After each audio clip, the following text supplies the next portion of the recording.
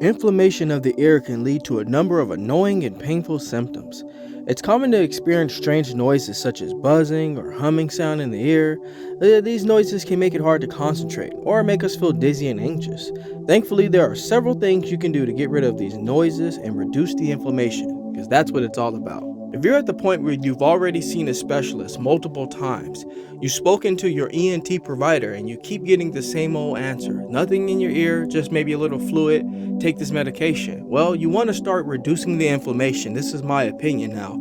I want you to start trying to incorporate more vitamins into your diet. Vitamin A, B complex, vitamin C, zinc. This is going to help with reducing inflammation. Inflammation is leading to all the sounds that you hear in your ear, the swishing sounds, the humming sounds. It's all due to inflammation, and it attacks the middle ear. Let's get back to the basics, and that is reducing your stress levels. Now, I know it seems very obvious, but a lot of us don't keep that in mind. Sometimes we stress and don't even realize we're actually doing it. Stress is the #1 leading cause for inflammation in our bodies. Some of the most basic things you can try to remember to do is to sleep more, sleep efficiently, I should say, exercise regularly, and practice mindfulness. Taking time for yourself and taking care of your body is going to ultimately help your ear heal as well. Most of us are already aware that the humming sounds are coming from our eustachian tube.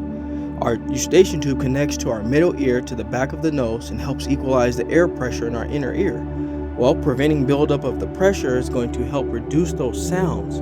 When your ear gets out of whack, that's when you start hearing the swooshing sounds and the humming sounds and clicking sounds. And a lot of that can also be caused by TMJ. We have to keep that in mind. I know it seems fairly obvious and generic to say that the basics are all under control. I talk to many of you out there, and many of you say, I'm doing this, I'm doing that, I'm doing that, but you're missing the mark on some of the most basic principles of our overall general health and wellness. Sleeping adequately, eating a balanced diet, exercising. These are the 3 top things that are going to help heal us and improve our overall health. But unfortunately, we think we're doing all those things correctly, or we think we're doing them efficiently, when we're actually not. Most of the time, I conclude my videos by saying, go back to the basics, because I want a lot of you to realize that healing is simply in our hands a lot of the time.